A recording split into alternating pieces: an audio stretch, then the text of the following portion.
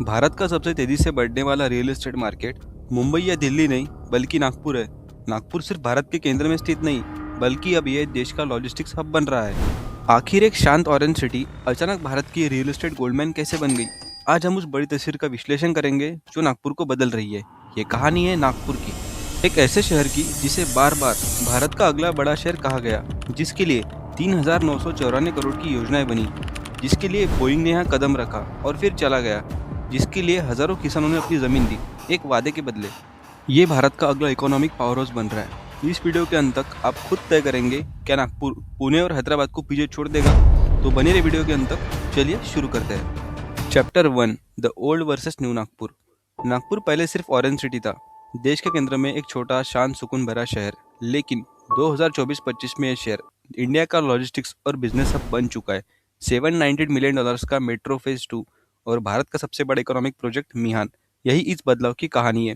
Oxford economics का report कहता है नागपुर 2019 से 2035 के बीच दुनिया का 5वां सबसे तेज बढ़ने वाला शहर होगा।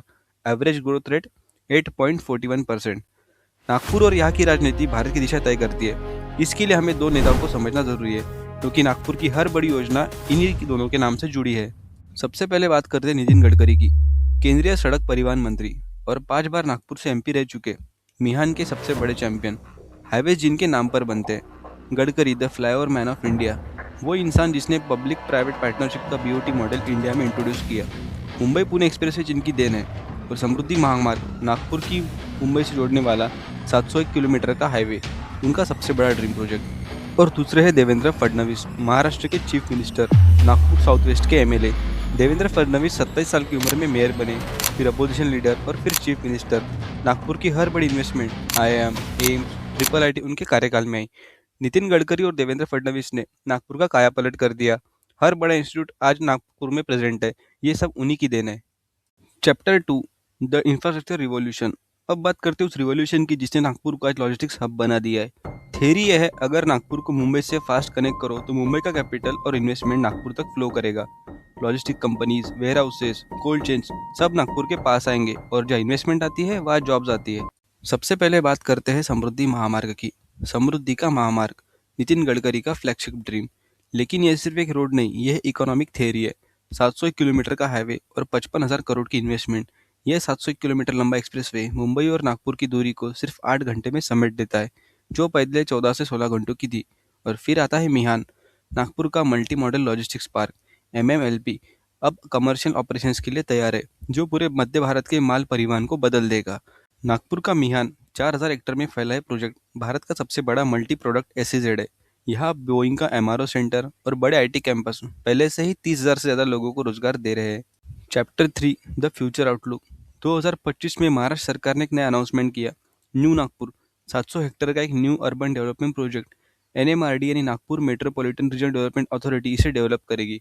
मॉडल रहेगा बेंगलुरु और हैदराबाद के इनोवेशन क्लस्टर्स। लेकिन ये तो सिर्फ शुरुआत है। सरकार न्यू नागपुर के रूप में 700 हेक्टेयर में एक नया बिजनेस डिस्ट्रिक्ट डेवलप करेगी, जो अकेला 5 लाख नौकरियां पैदा करने की क्षमता रखता है।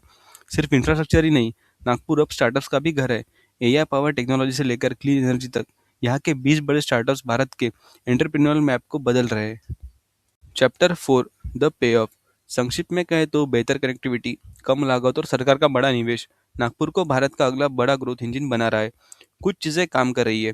TCS, Tech Mahindra, HCL, Infosys, Zoho, ये कंपनीज नागपुर में लोगों को जॉब्स दे रही है। साथ ही में डसॉल्ट, रिलायंस का एरोस्पेस प्रोजेक्ट, जो नागपुर में राफेल जेट्स के पार्ट्स बना रही है। ये कोई छोटी बात नहीं है। फिर आता है एम्स नागपुर, सेंट्रल इंडिया का एक मेजर मेडिकल हब बन रहा है। फिर आती है नागपुर मेट्रो, लाखों लोगों को डेली कम्यूट बदल रही है। इकोनॉमी की एक प्रिंसिपल है, पाथ डिपेंडेंसी। जब एक बार इंफ्रास्ट्रक्चर की फाउंडेशन पड़ जाती है तो ग्रोथ उसी पर चलती रहती है। जैसे कि समृद्धि महामार्ग बन चुका है, मेट्रो चल रही है, एम्स है, मिहान के IT पार्क है, 3,994 करोड़ का फंड आ रहा है। यह सब संक कॉस्ट है, ये सब इरिवर्सिबल है। नागपुर को अब डेवलप होना ही है, क्योंकि इतना इन्वेस्ट हो चुका है। अब सिर्फ सवाल है कि कितनी तेजी से।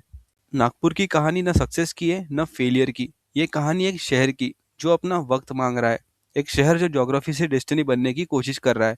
एक शहर जो हर इलेक्शन साइकिल में प्रॉमिस बनता है और हर बार थोड़ा थोड़ा रियलाइज होता है। भारत के हर बड़े शहर की एक स्टोरी है, जैसे मुंबई की एम्बिशन, दिल्ली की पावर, बेंगलुरु का टेक, नागपुर की स्टोरी है पेशेंस, और शायद पेशेंस ही वो वर्च्यू है जो इस शहर को एक दिन वो देगी जिसका वादा 1925 में दिया था, 2002 में और 2025 में किया गया था। क्या आपको लगता है नागपुर जल्द ही पुणे और हैदराबाद को पीछे छोड़ देगा? अपने विचार नीचे कमेंट्स में बताएं, और इस इंफ्रास्ट्रक्चर क्रांति से जुड़ने के लिए हमें सब्सक्राइब करें। अगर कोई नागपुर का ये वीडियो देख रहा है तो कमेंट सेक्शन में बताइए अभी नागपुर में और कौन से एरिया में डेवलपमेंट होना बाकी है, कौन से और इंफ्रास्ट्रक्चर के चेंजेस नागपुर में आने चाहिए, कौन सी फैसिलिटीज़ नागपुर में अभी और आनी बाकी है। कमेंट सेक्शन में अपनी राय ज़रूर बताइए। दोस्तों, अगर आपको वीडियो पसंद आए तो वीडियो को लाइक करें, शेयर करें अपने नागपुर के रहने वाले दोस्त के साथ, और चैनल को सब्सक्राइब करें ताकि ऐसे ही बाकी शहरों के एनालिसिस के वीडियो आप तक पहुंचते रहे। कमेंट सेक्शन में बताइए नेक्स्ट वीडियो कौन सी सिटी के एनालिसिस पर बनाई जाए। धन्यवाद। जय हिंद।